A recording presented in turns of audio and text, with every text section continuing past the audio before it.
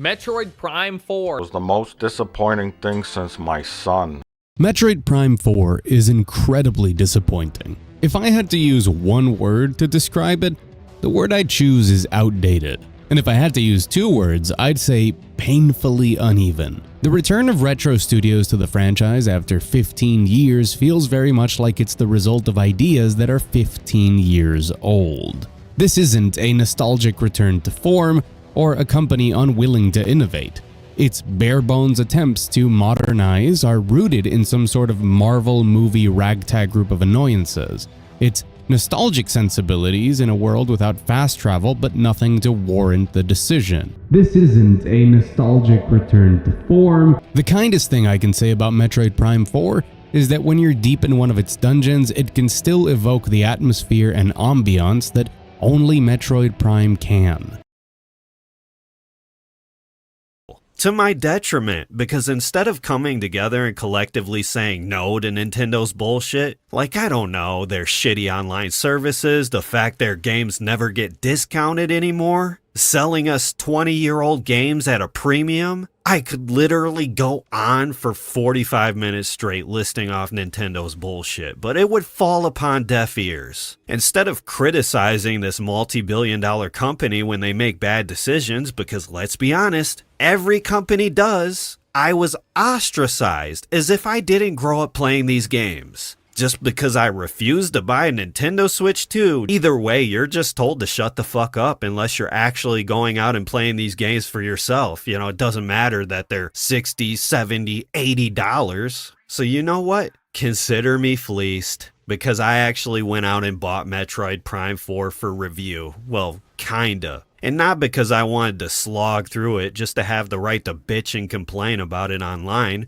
The combat pacing, assisted enemies, time to kill, the size of the enemies, and the speed of projectiles. The way that Metroid Prime 4 tunes these things feels pulled from that bygone era, and there's a nice, familiar, nostalgic feeling that you get stepping back into it. There's also great comfort to be found in the core Metroid Prime formula, and by that I mean, it's cool to see the world through Samus's visor. It's cool to scan things and let the flavor text do the storytelling. It's cool to be a morph ball and roll through the gizzards of a world like a sunken cue ball rolling back towards the dispensary. In moments like these, Metroid Prime 4 is still a Metroid Prime game, but it is absolutely no more than that.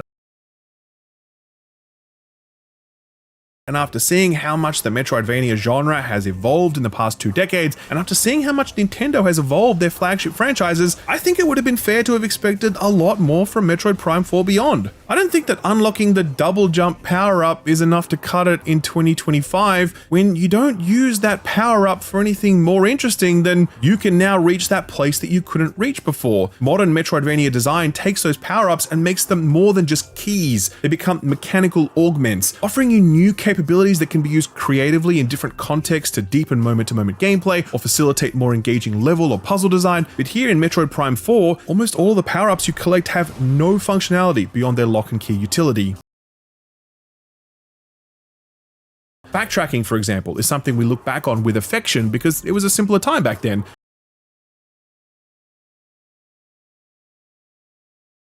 But in 2025, backtracking is something we have solved by either avoiding it or by making it worthwhile or interesting.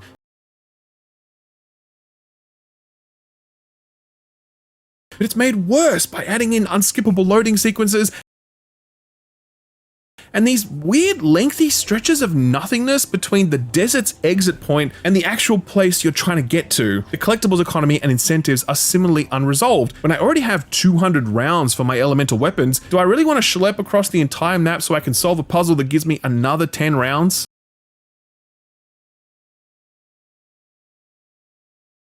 The team of companions you meet are an ill fit for the tone of the game, and they chime in with unhelpful advice and commentary all the time, and the fact that Samus just stares at them totally mute for the game's entire runtime is so weird. The bike is such a disappointment given how underutilized it is, except when traversing the desert, and the desert is unspeakably awful. It is just a barren wasteland of boredom and disappointment.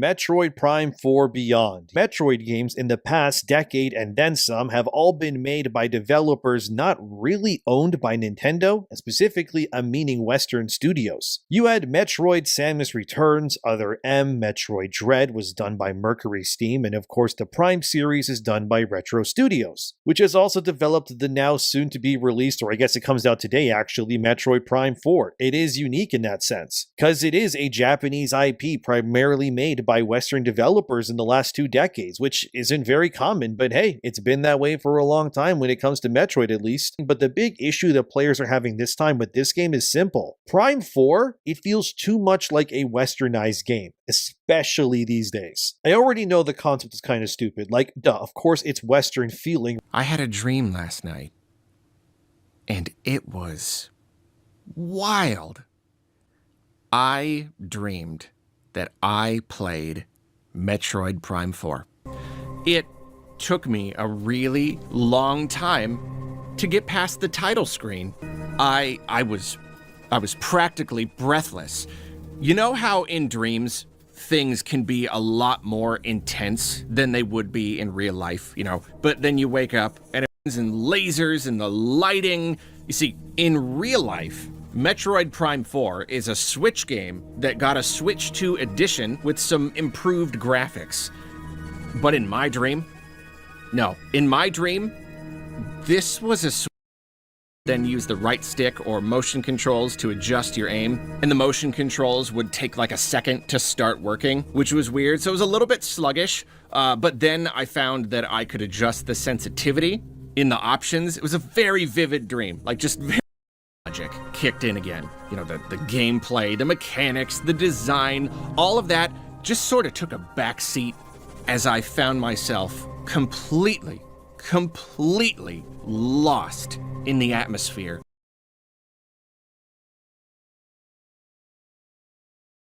Again, in a dream. And really describe, you know, dream logic. A motorcycle in a Metroid game. They made it look so cool. I guess I woke up of that dream.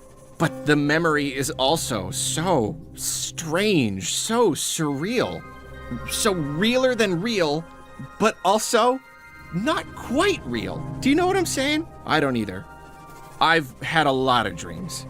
A lot of really powerful experiences in dreams. A scattered dream that's like a far-off memory. A far-off memory that's like a scattered dream.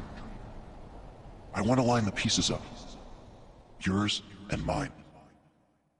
Metroid Prime 4 has finally released. 18 years since the last Metroid Prime game. 8 years of development. And after all of that, now that I've finally gotten to play the game, they should have left this in the ground. What a colossal waste of time. And it only got worse with the reveal of quirky NPC characters torturing you with their witty millennial dialogue. And I promise you, now that the game is complete, it is so much worse than I imagined. The open world is complete padding and drags down the entire experience, actively ruining the backtracking, a central component to Metroidvanias. This is not a Metroid game. Maybe it was a Metroid game, but it has been mutilated into AAA slop, a trend that's nearly a decade old, which is why this open world, not only is it not innovative at all, but it doesn't even emulate modern open worlds. It's completely empty, despite the fact that you'll be spending multiple hours in this giant desert in a game that is only 10 to 15 hours long.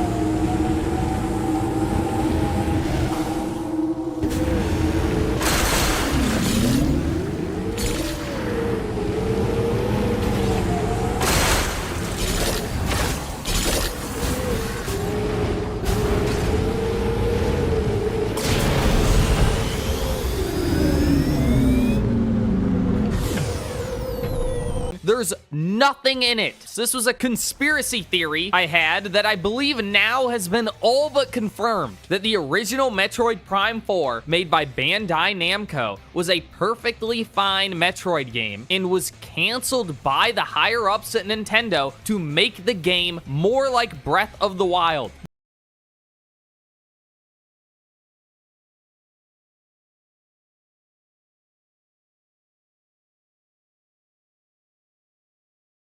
Metroid Prime 4 Beyond's desert area on Vuros feels really quiet. Turns out that's on purpose. To unlock the full music, you needed 100% the exploration of the desert section. Or you could just buy the $30 Samus amiibo to unlock Viola's radio feature.